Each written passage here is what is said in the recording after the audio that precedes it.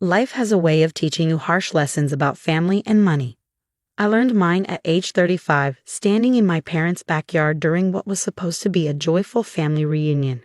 Instead, it became the day everything fell apart. I'm Dr. Emma Mitchell, and until that Sunday afternoon, I thought I had everything figured out. After 15 years of hard work, medical school, residency, and finally establishing my own practice, I had reached a point of financial stability. My small pediatric clinic in downtown Boston was thriving, and my pension fund had just hit $550,000. It wasn't a fortune by medical standards, but it represented every sacrifice, every sleepless night, every missed holiday I'd endured to become the doctor I am today. The trouble started 3 weeks before the reunion when my younger brother Michael called. You need to come to the reunion this year," he said, his voice unusually serious. "Mom and Dad, they're struggling. The mortgage, their medical bills, it's getting tough." I sighed, already knowing where this conversation was heading. "Mike, I already help them with the bills every month. I send them $2,000 like clockwork." "I know, sis, but it's not enough anymore. They're talking about possibly losing the house." The guilt trip worked, as it always did. I agreed to attend the reunion, breaking my usual rule of avoiding large family gatherings.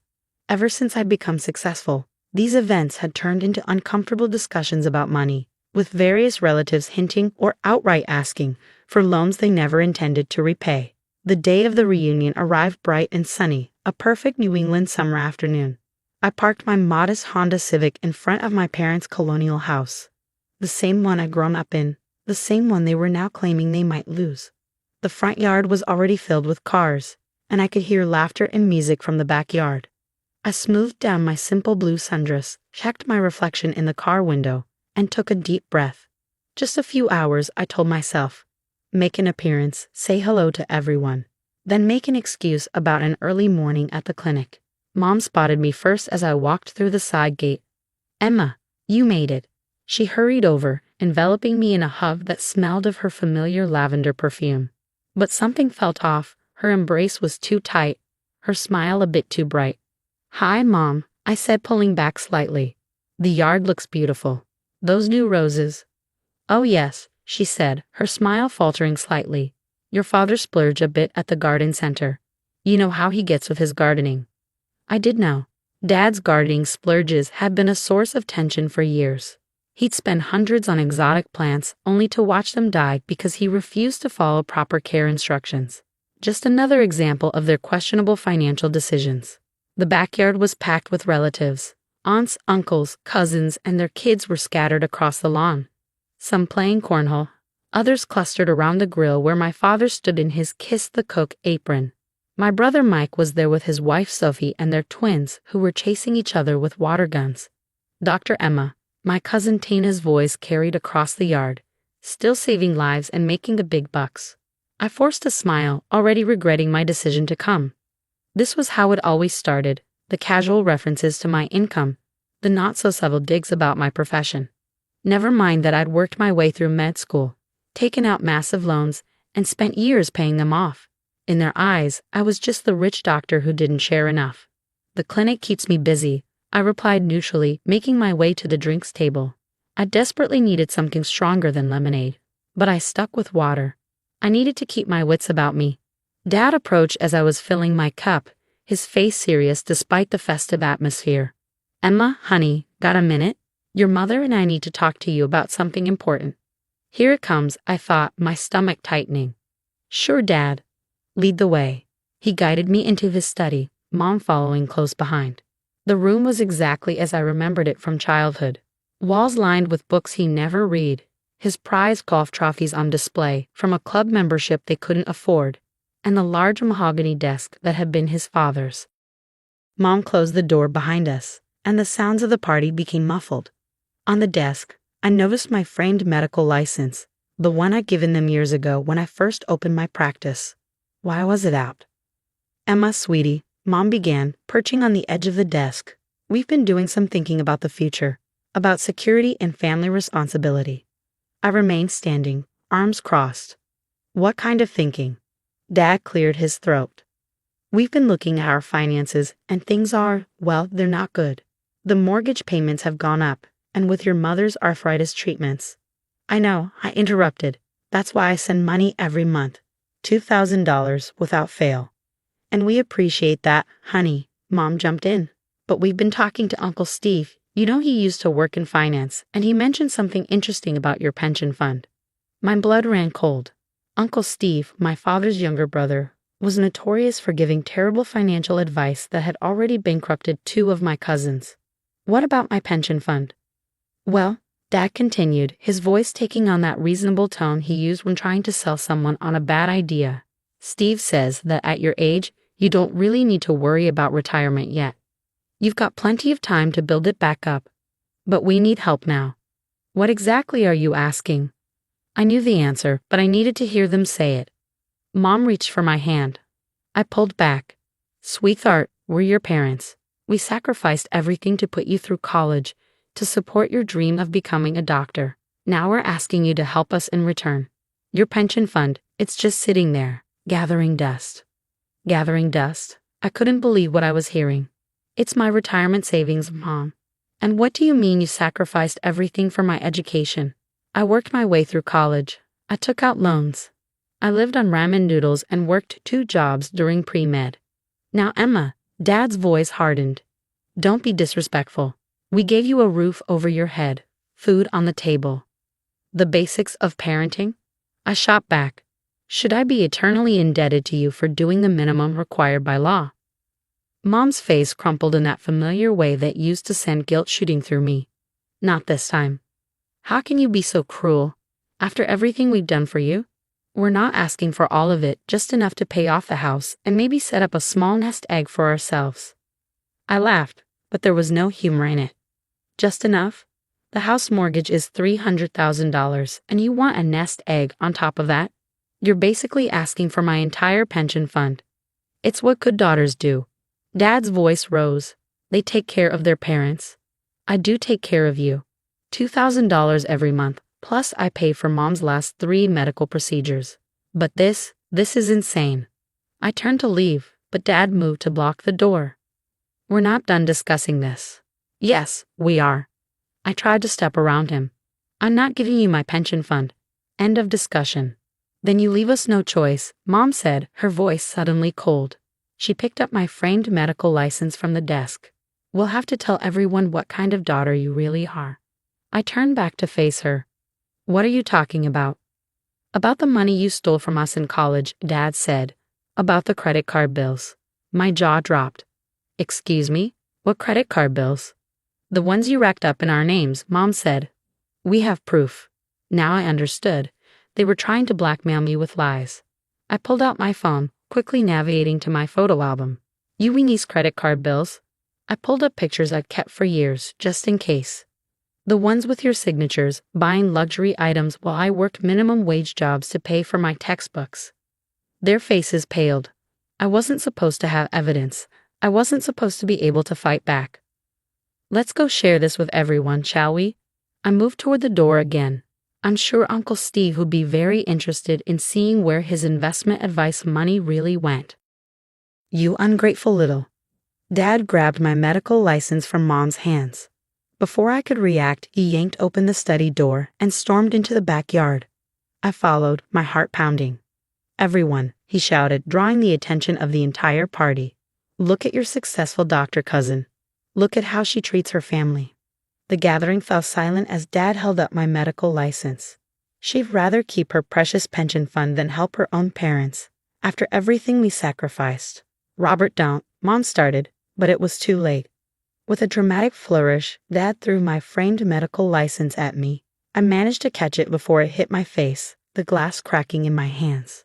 You're just a selfish doctor who forgot where she came from, he screamed, his face red with rage. All that money, and you can't even help your own family. The silence that followed was deafening. Relatives stood frozen, drinks and paper plates in hand, staring at the scene unfolding before them. My brother Mike stepped forward, looking uncertain. Dad, maybe we should. No. Dad cut him off. Everyone needs to know the truth about their precious Dr. Emma. How she hoards her money while her parents struggle. How she... Enough. My voice cut through his tirade. My hands were shaking, but my voice was steady. I looked around at the shocked faces of my relatives, at my mother's tears, at my father's rage. "You want the truth?" I said, my voice carrying across the suddenly silent yard. "Let's tell them the truth. All of it, starting with these." I pulled out my phone again, this time opening a folder I'd labeled Family Financial Records, years of documented transfers, receipts, and bank statements. "But first," I continued, looking directly at my father, "let me tell you about how I really put myself through medical school." I connected my phone to the large TV on my parents' patio, the one they'd bought last Christmas despite their supposed financial troubles. My hands were steady now, anger replacing the shock and hurt. The backyard remained silent except for the distant sound of children playing inside the house. My brother Mike had wisely ushered all the kids indoors. "Since we're airing family business," I said, my voice clear and controlled, "let's start with my freshman year of college." The first bank statement appeared on the screen, September 2006, showing my part-time cafeteria job deposits, $425.86, $389.23, $401.55, barely enough to cover my textbooks. While I was working in the college cafeteria, I continued serving meals to other students and studying during my breaks. Interesting charges were appearing on a credit card I didn't know existed. I swiped to the next document, a credit card statement in my name, but with charges I'd never made. Designer boutiques, golf equipment, spa treatments. "Mom, Dad, would you like to explain the $3,000 spent at Elite Golf Supplies when I was supposedly draining the family finances?" My father's face had lost its angry flush, replaced by a sickly pallor. My mother wouldn't meet my eyes. "Or how about this?" Another swipe. "The cruise you took during my sophomore year, the one you told relatives you had to skip because of Emma's college expenses. 12 days in the Caribbean, $8,500 charged to a card in my name." Aunt Patricia gasped. She'd been the one who organized a food drive at her church for our struggling family that year. "Emma, stop this," Mom pleaded. "You're embarrassing the family." "No, Mom, you embarrassed the family when you committed credit card fraud using your daughter's name." My cousin Tina stepped forward, her earlier snark replaced by confusion. "But you told everyone Emma's education was bankrupting you. You borrowed money from half the family to help with her tuition." I laughed bitterly. "Oh, we're getting to that." I pulled up more documents. Here's my scholarship letter. Full academic scholarship covering 75% of my tuition. Here are my student loan documents for the rest. And here, I paused for effect. Ere the checks relatives wrote to help with Emma's education being deposited into my parents' personal account. The backyard erupted in angry voices. Uncle Steve, who'd apparently loaned them $15,000 for my medical school expenses, looked like he might have a stroke. Aunt Marie was demanding to know about the $10,000 she'd given them for my residency housing. "But wait," I said, raising my voice above the chaos. "There's more. Let's talk about my residency years." More documents appeared on the screen. Bank statements showing my $45,000 residence salary, barely enough to cover rent and living expenses in Boston. And alongside them, loan applications in my name, loans I'd never taken out. While I was working 80-hour weeks at the hospital, sleeping in on-call rooms, and eating hospital cafeteria food, my parents were taking out personal loans using my information. Do you want to know what they spent it on? I didn't wait for an answer. The next images showed receipts, home renovations, luxury car payments, country club memberships. By the time I discovered what they'd done, they'd racked up over $100,000 in fraudulent debt in my name. Debt I paid off over 5 years while building my practice because I couldn't bear the thought of my own parents going to jail for fraud. My father finally found his voice. We were going to pay it back." "Really?" I turned to face him. "Like you paid back Uncle Steve, or Aunt Marie, or any of the other relatives you scammed using my name." Mom was crying now, real tears replacing her earlier performance. "We just wanted to give you a good life." A good life. I was shouting now, years of pent-up anger finally breaking free. "You stole my identity. You took loans in my name. You lied to our entire family of supporting me while I was working myself to exhaustion just to survive." Mike stepped forward, his face ashen. Is this why you never came home during residency? Why you always made excuses during holidays?" I nodded, feeling tears start to form. I couldn't face it.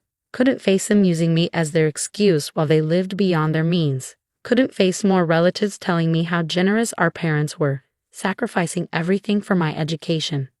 The TV screen now showed current bank statements, my monthly transfers to my parents, $2,000, regular as clockwork.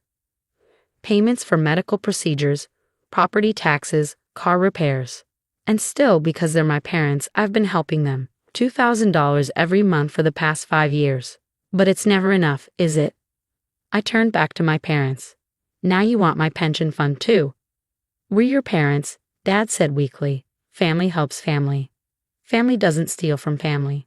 Uncle Steve roared, finally finding his voice. You use your own daughter's identity to commit fraud, then have the nerve to ask for her pension fund. Aunt Marie was already on her phone, presumably calculating how much they'd borrowed from her over the years. Other relatives were doing the same, the magnitude of my parents' deception finally becoming clear. My brother Mike looked devastated. Mom, Dad, how could you? Oh, should we tell him about his college fund? I asked, pulling up another document. The one relatives contributed to for years. Want to explain where that money went. Mom lunged for my phone. Emma, stop. But Mike was faster. What college fund? The one with over $50,000 in it by the time you graduated high school, I said softly. The one they emptied to pay off their credit card debt. Why do you think they pushed you so hard to take a few years off before college? They needed time to hide the evidence. Mike staggered back like he'd been physically struck. His wife Sophie caught his arm, her face a mask of fury as she glared at our parents. The backyard had descended into chaos. Relatives were arguing, demanding explanations, calculating debts. Through it all, my parents stood frozen, their carefully constructed facade finally crumbling. I looked down at my cracked medical license still in my hands. Years of hard work, sacrifice, and dedication reflected in that simple piece of paper. Work I had done entirely on my own, despite their best efforts to profit from it. I'm done, I announced, my voice cutting through the noise.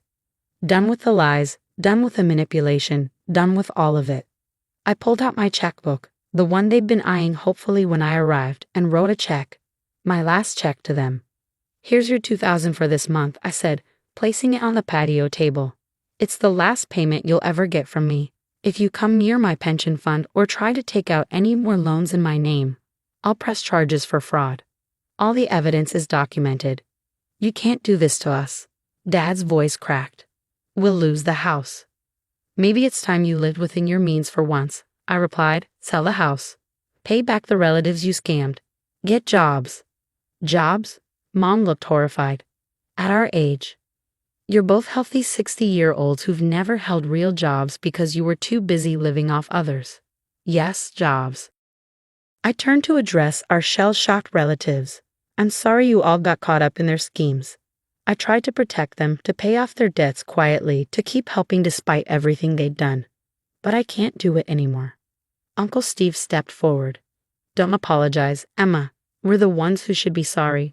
We believed their lies about you. All these years. Aunt Marie hugged me, whispering, We had no idea, sweetheart. No idea what you were going through. One by one, relatives came forward, not to demand money or explanations, but to offer support. My cousin Tina, who'd made the snide comment earlier, was openly crying. Through it all, my parents stood alone, watching their web of lies unravel. 30 years of manipulation and fraud, exposed in 20 minutes of bank statements and receipts. The next few weeks passed in a blur of legal meetings and family drama. After the revelations at the reunion, things moved quickly. Uncle Steve, ever the financial advisor despite his questionable investment tips, took charge of documenting all the money my parents had borrowed from relatives under false pretenses. The total was staggering, over $200,000, not counting interest. I was in my clinic, finishing up with a young patient's ear infection, when my phone buzzed with a text from Mike. They're selling the house. Not by choice. I wasn't surprised. The bank had finally caught up with their missed payments, and without my monthly checks, they couldn't keep up the pretense anymore. What did surprise me was the series of texts that followed. Found more credit cards in my name, from right after high school. You weren't their only victim, M. My hands shook as I read his messages. Of course they hadn't stopped with me. Why would they? I called him as soon as my last patient left. How bad is it? I asked, dreading the answer. Mike's bitter laugh told me everything. Remember that emergency when Sophie was pregnant with the twins? When they needed $20,000 for roof repairs? Let me guess. No roof repairs. Not even a loose shingle. But I did find credit card statements showing purchases at luxury resorts that same month, all under my name. I closed my eyes, feeling a fresh wave of guilt. Mike, I'm so sorry. If I'd exposed them sooner. Don't, he cut me off. Don't blame yourself for their actions. You tried to protect everyone just like you always do. But I think we need to press charges. The words hung heavy in the air. I've been dreading this conversation, knowing it would eventually come. There are parents, I said weakly, even though I knew he was right. Parents who committed identity theft against their own children. Parents who stole your future and mine. They need to face consequences, real ones. He was right. I knew he was right. But the thought of my parents in jail, even after everything they'd done, made my stomach churn. Before I could respond, my office door flew open. Mom stood there, mascara streaking down her face, looking like she aged 10 years in 2 weeks. I'll call you back, I told Mike quickly, ending the call. How could you do this to us? Mom's voice was raw and accusatory. The bank is foreclosing. Your father can't get out of bed. We're going to be homeless, and it's all your fault. I stood up slowly, maintaining the desk between us. How did you get past reception? I told them I was having a medical emergency. Your own mother reduced a line to see you. She collapsed into a chair, shoulders shaking with sobs. The sad thing was, I knew these tears were real, not like her performative crying at the reunion. My mother was genuinely devastated, not by what she'd done, but by facing the consequences of her actions. Mom, I kept my voice steady, professional. You need to leave. I have patience. Patience, she looked up, tears suddenly gone. You care more about strangers than your own mother. After everything we've done for you? Everything you've done for me? I couldn't help but laugh. You mean the identity theft? The fraud? The lies? We gave you life. She stood up, hands planted on my desk. We raised you. And this is how you repay us? By destroying our lives? No, Mom, you destroy your own lives. Years of living beyond your means, stealing from your children, lying to the family. Those were your choices. We had no choice. We deserved a good life. At the expense of everyone else. I walked to my office door, holding it open. You need to leave. Now, before I call security. Her face crumpled again. Please, Emma, we can work something out. Your father, he's talking about bankruptcy. We can't live like common poor people. The absurdity of her statement hit me hard. All those years of struggling through medical school, living on ramen noodles and working multiple jobs while they lived in luxury on stolen money. And now she couldn't face living like common poor people. You have 2 options, I said firmly. 1. Sell a house, downsize to something you can afford, get jobs, and start paying back the family you scammed. 2. Face criminal charges for identity theft and fraud. Mike's already found evidence of credit cards in his name. How many other relatives do you think will come forward once they start checking their credit reports? You wouldn't, she whispered. You wouldn't send your own parents to jail. Try me. She stared at me for a long moment, perhaps finally realizing that her manipulation tactics wouldn't work anymore. Then she straightened her shoulders, smoothed her designer dress, probably bought with stolen money, and walked to the door. But she couldn't resist one final jab. Your father was right about you, she said coldly. You're nothing but a selfish, heartless doctor who forgot where she came from. No wonder you're still single. Who could ever love someone so cold? The words were meant to hurt, and a few weeks ago they would have. But now they just made me sad. Sad for the little girl who grew up believing she was never enough. Sad for the young woman who worked herself to exhaustion while her parents stole her identity. Sad for the successful doctor who still sought approval from people who only saw her as an ATM. Goodbye, Mom, I said quietly, closing the door behind her. I canceled my remaining appointments for the day, something I'd never done before. My head nurse, Janet, took one look at my face and understood. Family? She asked sympathetically. I nodded, not trusting myself to speak. Go home, Dr. Mitchell. Get some rest. We'll reschedule everyone. At home, I poured myself a glass of wine and looked around my modest apartment. I could have afforded something bigger, flashier, the kind of place my parents always pushed me to buy. A doctor should live in luxury, they'd say. You need to show your success. But I chose in this place deliberately. 2 bedrooms, comfortable but not extravagant, walking distance to the clinic. More importantly, well within my means, leaving room in my budget to build my pension fund and invest in my future. My phone buzzed again. Another text from Mike. They took out life insurance policies on us without our knowledge. Found the documents in their filing cabinet. We need to talk. I stared at the message, feeling a strange sense of calm wash over me. Maybe Mom was right about one thing. I had forgotten where I came from. I'd forgotten the constant anxiety of checking my credit report, the sleepless nights wondering what new debt I'd discover in my name, the guilt of trying to protect them while they stole from everyone around them. It was time to remember. Time to act. Time to protect not just myself and Mike, but every other relative they might target next. I picked up my phone and dialed the number for the FBI's Financial Crimes Division. 6 months later, I sat in a courtroom, watching as my parents were sentenced for their crimes. The investigation had uncovered even more than we expected. Decades of financial fraud, identity theft involving not just Mike and me, but 3 other relatives, and a complex web of loans and credit cards that would take years to untangle. They looked smaller somehow, sitting at the defendant's table in their courthouse attire. Gone were the designer clothes and expensive jewelry. Dad's golf tan had faded, and Mom's carefully maintained highlights had grown out, showing her natural gray. They refused to look at me or Mike as the judge read their sentence. Robert and Diana Mitchell, this court sentences you to 4 years in federal prison, followed by 5 years of supervised release. You are ordered to pay restitution to your victims in the amount of $487,000. Mom started crying as the bailiff approached. Not the manipulative tears I'd grown up with, but real, broken sobs. Dad just looked defeated. As they were led away, Mom finally turned to look at me. I expected to see anger or accusation in her eyes. Instead, I saw something I'd never seen before: shame. The next few weeks were a blur of paperwork and meetings. The house was sold at auction, with the proceeds going toward their restitution payments. Uncle Steve helped coordinate with other family members to document all the fraudulent loans and begin the long process of rebuilding damaged credit scores. You did the right thing, Mike told me over coffee, a month after the sentencing. It wasn't easy, but it was right. His twins were playing in my apartment's living room, their innocent laughter a reminder of why we'd had to take action. They deserved better than to grow up watching their grandparents scam and manipulate everyone around them. I know, I said, watching the kids play. I just wish that it hadn't come to this. Mike finished my thought. Me too.